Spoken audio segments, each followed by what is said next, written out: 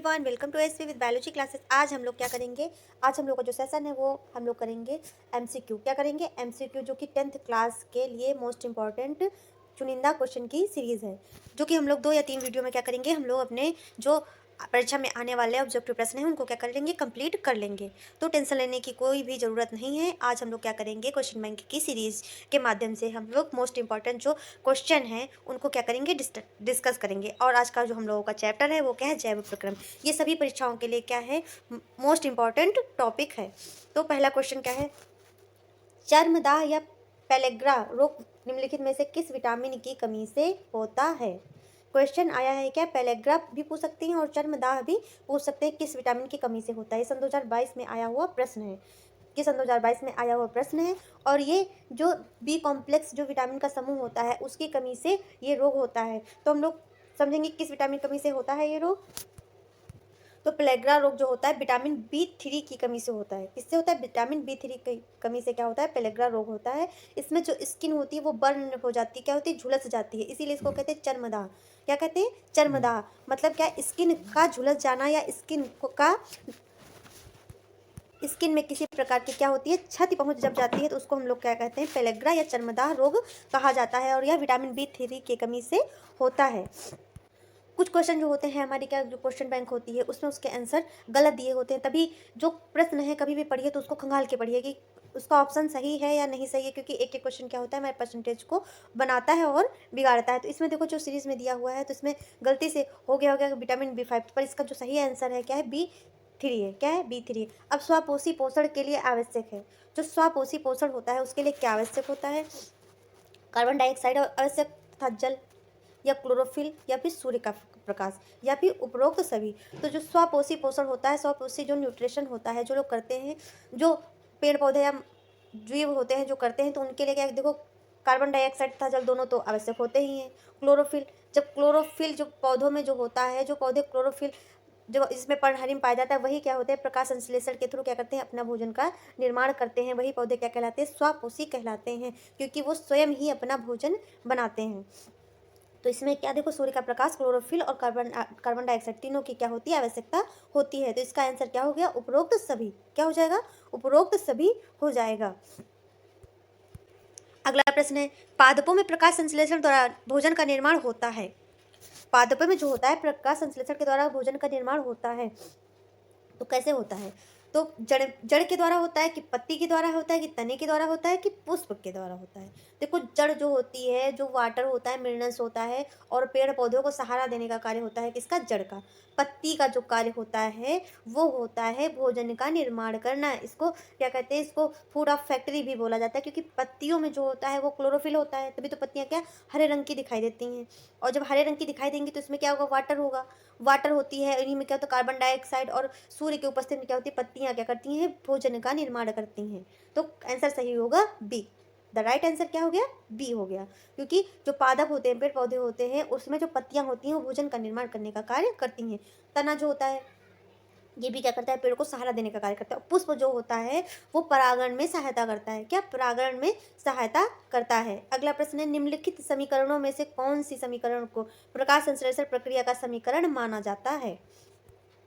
देखिए ये जो प्रश्न है इसमें लोग मोस्टली क्या होते हैं, कंफ्यूज होते हैं। मोस्टली क्या होते हैं, कंफ्यूज होते हैं।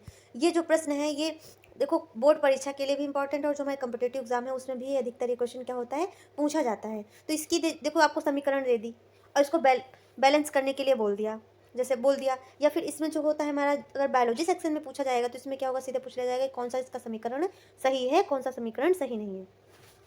तो इसमें जो होता है देखो, इधर तो जितने दिए हुए हैं इनका जब इधर हम लोग बैलेंसिंग करेंगे तो क्या बनेगा, रिएक्शन क्या होता है, मेन चीज़ की अगर बैलेंसिंग देखना है, सबसे पहले देखो प्रकाश संश्लेषण में क्या होता है कि प्रकाश संश्लेषण में सूर्य का प्रकाश आवश्यक होता है और उसके साथ क्या होता है, क्लोरोफिल, जिसको हम लोग हिंदी में कहते हैं पर्णहरिम। क्या कहते हैं? पर्णहरिम।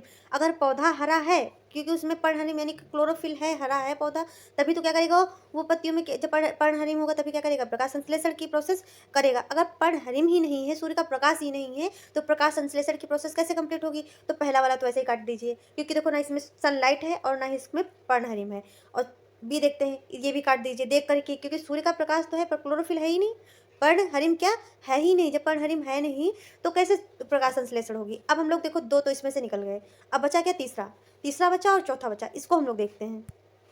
अब इसको देखिए, देखो जो तीसरा है और ये जो सी है और ये जो बी है, इसमें देखते हैं। देखो जो कार्बन डाइऑक्साइड है वो 6CO2 है और जो वाटर की मात्रा है कितने 12H2 है, यानी यहाँ 12 जो है 12 जो है ये वाटर के मॉलिक्यूल हैं और जो 6 हैं वो क्या है कार्बन के मॉलिक्यूल हैं।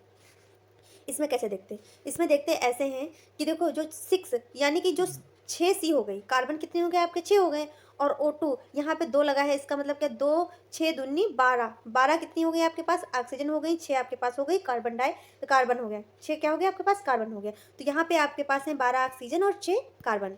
अब यहाँ देखते हैं हम लोग, देखो आगे जो चीज़ लिखी होती है इसका 12 लिखी, इसका मतलब क्या है 12 हाइड्रोजन है और 12 ऑक्सीजन ये है। अब एच के बगल में 2 लगा है तो इसका मतलब 12 का इससे क्या हो जाता है मल्टीप्लाई हो जाएगा, 12 दूना 24, 24 आपके पास क्या है हाइड्रोजन है और 12 आपके पास क्या है ऑक्सीजन है। जब हम इसको बैलेंस करेंगे तो हमारे पास यहाँ पे 6 कार्बन है तो हमने C6 ले लिया, क्या ले लिया C6 ले लिया और 12 हाइड्रोजन हमने यहाँ से क्या कर लिया ले लिया। जब 12 ले लिए तो यहाँ पे बचे कितने 12, क्योंकि 12 दूना 24 थे हमारे पास, जब 24 थे हमारे पास हमने 12 ले लिए, हमारे पास बचे यहाँ पे कितने 12 बचे और ऑक्सीजन हमारे पास यहाँ कितनी थी 6 दूनी 12, कितनी थी 6 दूनी 12 थी ऑक्सीजन। यहाँ पे हमारे पास 12 ऑक्सीजन थी और यहाँ पे भी हमारे पास कितनी थी 12 ऑक्सीजन थी, 12 टोटल कितनी ऑक्सीजन थी हमारे पास 24 ऑक्सीजन थी। तो हमने यहाँ से क्या कर लिए 6 ऑक्सीजन हमारे पास आ गई। अब बची यहाँ पे कितनी 6 ऑक्सीजन बची, कितनी बची 6 ऑक्सीजन बनी। तो ये बन क्या गया है ग्लूकोज का फॉर्मूला बन गया। अब हमने क्या किया देखिए यहाँ से हमने क्या किए थे 12 हाइड्रोजन ले लिए थे, अब 12 बचे थे, कितने बचे थे 12 बचे थे। अब बैलेंस करने के लिए हम लोग क्या करेंगे देखो 6 दूनी 12 कितने हो गए 6 दूनी 12, तो हमारे पास यहाँ से हाइड्रोजन क्या हो गए पूरे बैलेंस हो गए। अब यहाँ पे जो ऑक्सीजन थे यहाँ पे देखो यहाँ पे 6 थी तो यहाँ पे हमने एक ऑक्सीजन ले ली, इसके आगे यहाँ पे 6 लिख दिया। इसका मतलब क्या है देखिए इसका मतलब ये है कि यहाँ पे 6 ऑक्सीजन हो गई और 12 हाइड्रोजन हो गए। तो यहाँ का हाइड्रोजन का काम और इधर क्या ऑक्सीजन का काम पूरा क्या हो गया फिनिश हो गया। अब हमारे पास बची कितनी 12 ऑक्सीजन सिर्फ बची हुई है, तो इसको हम क्या करेंगे क्योंकि जो ऑक्सीजन का फॉर्मूला होता है वो क्या होता है O2, क्या होता है ऑक्सीजन का जो फॉर्मूला होता है वो क्या होता है O2 होता है। तो जब O2 होता है ऑक्सीजन का फॉर्मूला तो इसको बैलेंस करने के लिए हम क्या करेंगे क्योंकि हमारे पास 12 ऑक्सीजन है तो इसके आगे हम लोग 6 लगा देंगे, क्या लगा देंगे 6 लगा देंगे, 6 दूनी 12, तो पूरा हम लोग का समीकरण बैलेंस हो गया। अब जब ऊपर एरो का निशान लगा है तो इसका मतलब कि वेपर फॉर्म में क्या होती है गैस निकल रही होती है। अगर नीचे यही एरो लगा होता है इसका मतलब क्या होता है अवक्षेप, क्या होता है अवक्षेप, पर यहाँ अवक्षेप से कोई मतलब नहीं क्योंकि यहाँ पे 6O2 है ये गैस है तो इसको हम लोग क्या ऊपर के चिन्ह से क्या करेंगे प्रदर्शित करेंगे। तो यहाँ इसका मतलब क्या हो गया यही जो सी वाला ऑप्शन है ये हम लोगों का क्या हो गया सही हो गया। अगला प्रश्न देखते हैं। अगला प्रश्न क्या है द्वार कोशिकाएं पाई जाती हैं। जो द्वार कोशिकाएं होती हैं वो किस में पाई जाती हैं, तो द्वार कोशिकाएं जो होती हैं वो रंध्रों में पाई जाती हैं।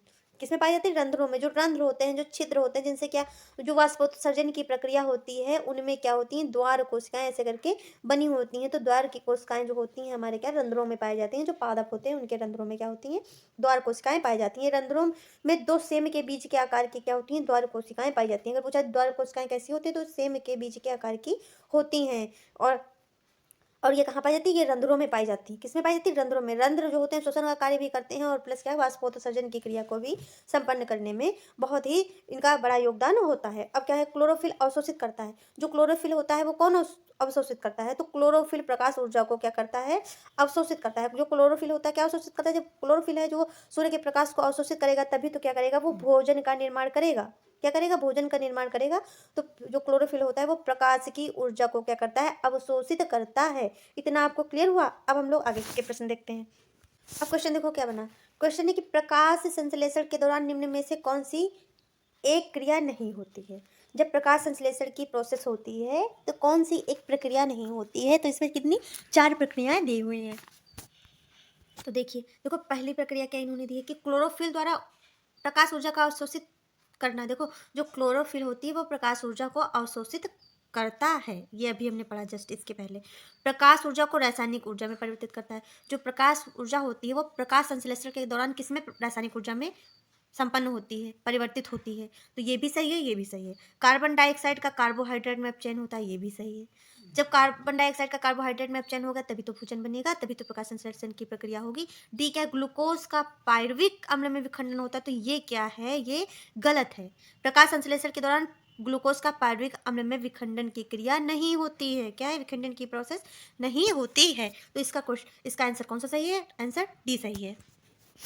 अगला प्रश्न क्या है, प्रकाश संश्लेषण प्रक्रम के दौरान क्या नहीं संश्लेषित होता है। जब प्रकाश संश्लेषण का प्रक्रम होता है तो उसके दौरान क्या संश्लेषित नहीं होता है, क्या क्या संश्लेषित नहीं होता है। तो देखो कार्बन डाइऑक्साइड ये भी होती है, जल भी होता है, ग्लूकोज भी होता है, पर ऑक्सीजन क्या संश्लेषित नहीं होती है, क्या ऑक्सीजन का संश्लेषण नहीं होता है। तो यहाँ आंसर जो सही है, आंसर ए सही है। अगला प्रश्न है, पादपों में वायु प्रदूषण को कम करने वाली प्रक्रिया कौन सी होती है। तो पादपों में जो होता है प्रदूषण को कम करने वाली प्रक्रिया कौन सी होती है, प्रकाश संश्लेषण होती है। कौन सी होती है, प्रकाश संश्लेषण की प्रक्रिया होती है। अगला प्रश्न देखिए, अगला प्रश्न है, प्रकाश संश्लेषण अभिक्रिया में मुक्त O2 का स्रोत है। जो प्रकाश संश्लेषण की प्रक्रिया होती है इसमें O2 का स्रोत क्या होता है, मतलब O2 कहाँ से प्राप्त होती है। तो देखो उसमें कार्बन डाइऑक्साइड भी होता है, जल भी होती है, ग्लूकोज, ATP, इतना दिया हुआ है आपके 4 ऑप्शन में। तो प्रकाश संश्लेषण की अभिक्रिया में जो मुक्त होती है O2, तो देखो आपके पास होता क्या है, कार्बन डाइऑक्साइड होता है प्लस जल होता है। तो O2 कहाँ से मुक्त होती है, तो O2 देखो यहाँ का जो होता है ऑक्सीजन वो तो सीधे ग्लूकोज में चला जाता है, प्लस जब वो जो ऑक्सीजन मुक्त होती है वो कहाँ, वाटर से मुक्त होती है। कहाँ से मुक्त होती है, वाटर से, यानी कि जल से मुक्त होती है। निम्नलिखित में से कौन विषमपोषी नहीं है, क्या विषमपोषी नहीं है। तो इसमें देखो फफूंदी है, फीताक्रम है, ईस्ट है, मनी प्लांट है।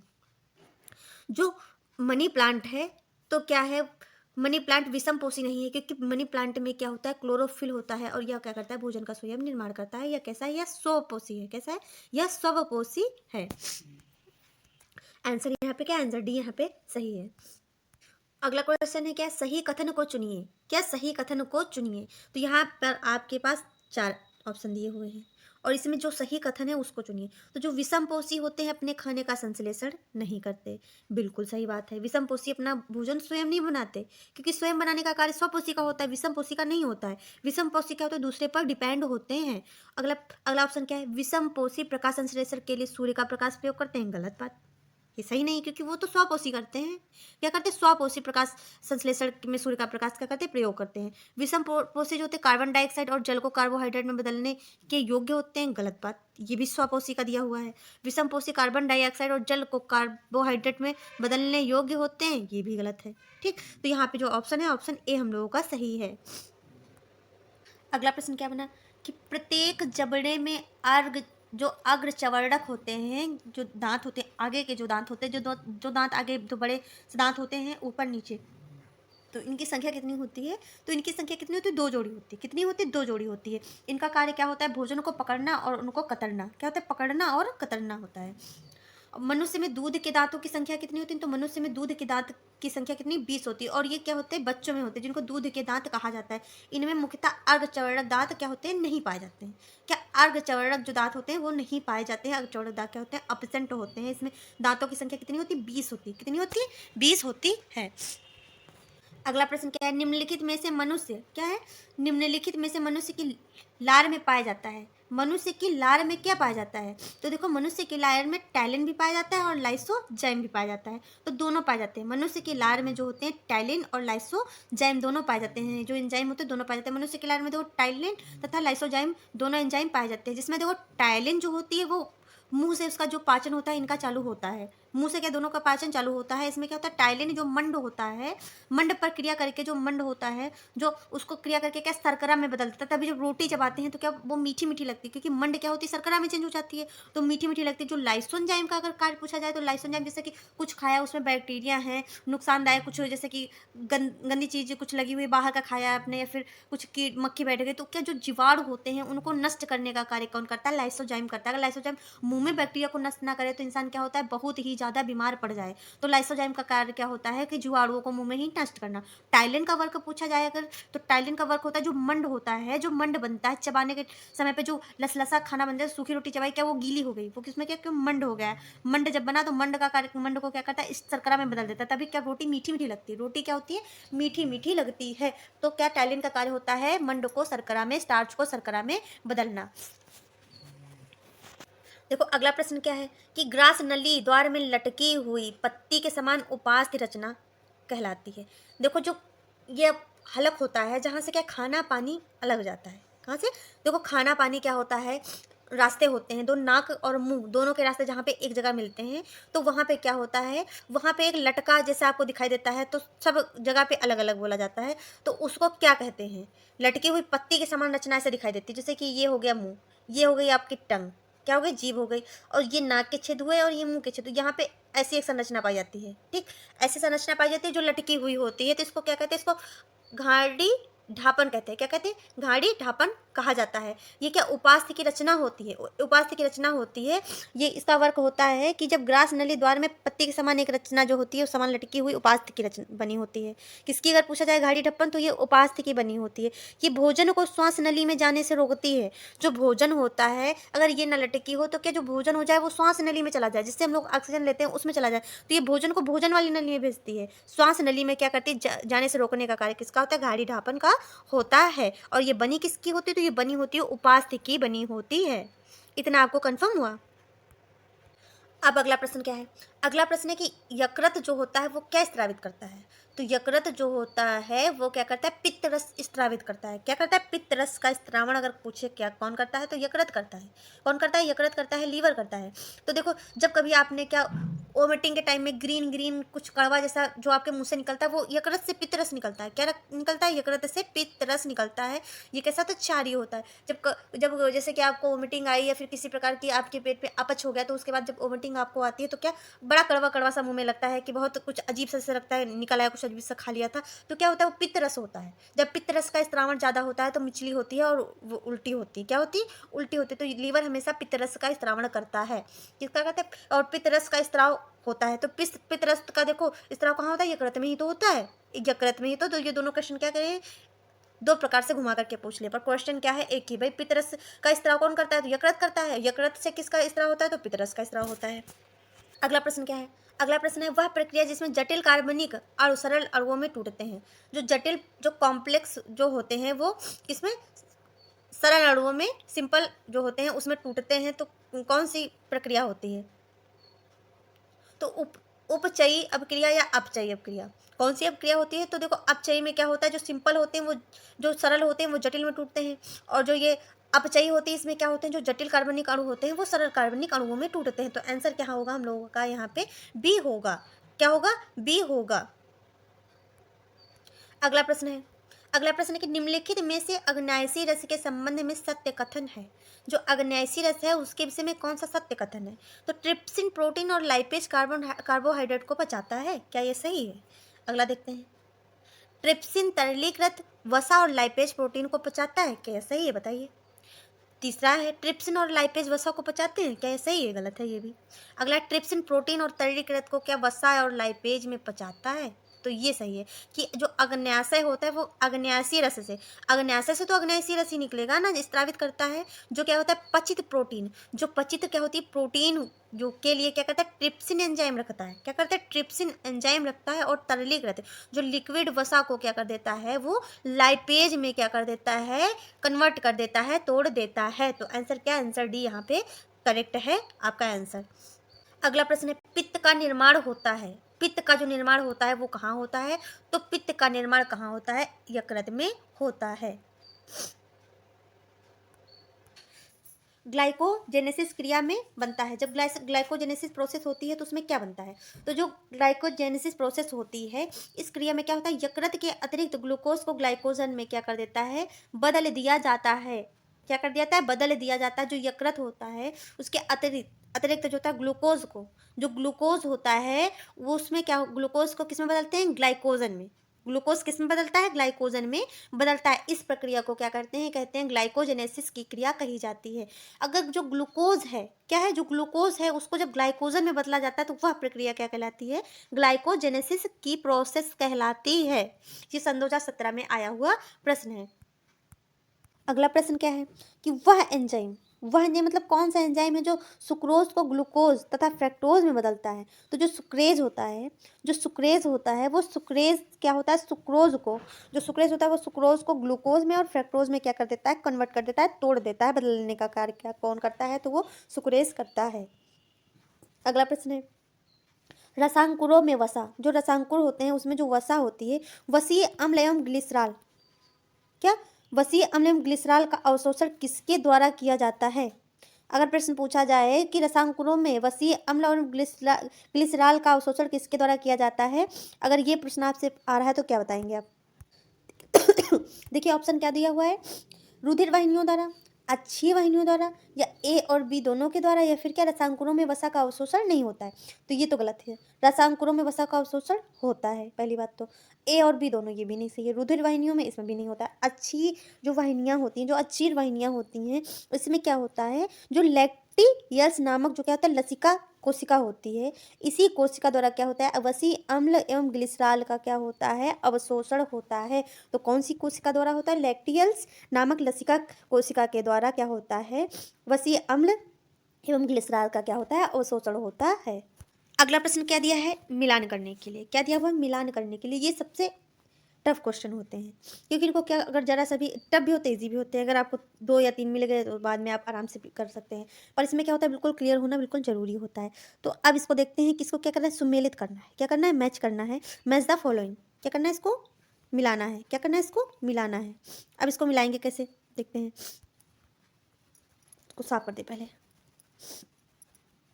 देखो इसको मैच करते हैं कि एमाइलस जो होता है, एमाइलस जो है वो एमाइलस क्या करता है, देखो एमाइलस का मिलान हम लोग करेंगे स्टार्च से, क्योंकि एमाइलस जो होता है स्टार्च स्टार्च जो होता है वो एमाइलस में क्या करता है टूटता है। अब पित्त लवण, पित्त लवण पे हम लोग कहाँ जाएंगे, पित्त लवण जो होता है वो किस में जाता है लिपिड्स में, किस में लिपिड्स में। और रेनिन जो होता है, रेनिन, रेनिन क्या होती है दूध में पाई जाने वाली क्या होती है दुग्ध प्रोटीन्स होती है। अब बचा पेप्सिन, तो जो प्रोटीन का पाचन किस में होता है पेप्सिन में होता है। तो ये आपका क्या होगा एमाइलस स्टार्च से हो गया, पित्त लवण आपका लिपिड से हो गया, रेनिन आपका दुग्ध प्रोटीन से हो गया, पेप्सिन आपका किससे हो गया प्रोटीन से हो गया। अब हम लोग प्रश्न देखते हैं, मनुष्य के हृदय में कोष्ठ जो होते हैं, कोष्ठ जो होते हैं वो वेस्म जो होते हैं उनकी संख्या कितनी होती है। तो जो मनुष्य का जो हृदय होता है वो 4 चैम्बर से बना होता है। कितने चैम्बर से बना होता है, 4 चैम्बर से होता है। 2 अलिंद होते हैं, 2 निलय होते हैं। तो कितने कोष्ठ यानी कि चैम्बर, कितने कोष्ठ होते हैं चैम्बर होते हैं, तो कितने होते हैं 4 होते हैं। कितने 4 होते हैं, हमेशा याद रखिए, क्योंकि 2 अलिंद होते हैं, 2 निलय होते हैं। तो कितने चैम्बर से मिलकर होता है बना होता है, कितने कोष्ठों या विस्मों से मिलकर बना होता है, तो 4 से मिलकर के बना होता है। अगला प्रश्न क्या है, देखिए अगला प्रश्न क्या है, अगला प्रश्न है कि पल्मोनरी शिरा खुलती है या रुधिर लाती है। जो पल्मोनरी शिरा होती है वो कहाँ पे खुलती है और रुधिर कैसे लाती है। आप जानते हैं जो हृदय होता है वो 4 चैम्बर से मिलकर के बना होता है। तो जो 2 पतली फुफुंसी अथवा पल्मोनरी शिराएं जो होती हैं, इनको फुफुंसी कहेंगे पतली, या फिर पल्मोनरी क्या कहेंगे शिराएं कहेंगे। ये बाएं अलिंद, ये दायां हो गया, ये बायां हो गया, क्या हो गया ये दायां हो गया, ये बायां हो गया। जो बायां अलिंद है उसमें क्या करती है खुलती हैं, क्या करती हैं बाएं अलिंद में खुलती हैं। अगर फुफुंसी जो पल्मोनरी शिराएं पूछा जाए कहाँ खुलती हैं, तो बाएं अलिंद में खुलती हैं। ये फेफड़ों से शुद्ध रक्त को लाती हैं, क्या करती है फेफड़ों से शुद्ध रक्त को लाने का कार्य किसका होता है, तो वो पल्मोनरी शिरा का होता है। अगला प्रश्न क्या है कि फेफड़ों में शुद्ध रुधिर आता है, जो फेफड़े होते हैं उसमें शुद्ध रुधिर कहाँ से आता है, तो फेफड़ों में शुद्ध रुधिर कहाँ से आता है, बाएं निलय से आता है। कहाँ से आता है, बाएं निलय से आता है, क्योंकि जो पल्मोनरी शिराएं होती हैं वो बाएं निलय में खुलती हैं, और बाएं निलय में शुद्ध रक्त कहाँ से आता है, वो फेफड़ों से आता है। शुद्ध रुधिर शरीर के विभिन्न भागों में ले जाती हैं। जो शुद्ध रुधिर को शरीर के विभिन्न भागों में कौन ले जाता है, क्या शुद्ध रुधिर को विभिन्न भागों में कौन ले जाता है, अगर ये प्रश्न आए तो इसमें ऑप्शन देखिए क्या, शिराएं, महाशिरा, दायां निलय, महाधमनी। तो इसका ऑप्शन क्या होगा, महाधमनी सही होगा। क्या सही होगा, महाधमनी जो होती है वो रुधिर को शरीर के विभिन्न भागों में ले जाती है, और साथ ही शरीर की कोशिकाओं में क्या करती है पोषक पदार्थ और ऑक्सीजन और हार्मोन्स को क्या करती है पहुंचाने का कार्य किसका होता है, तो महाधमनी का कार्य होता है।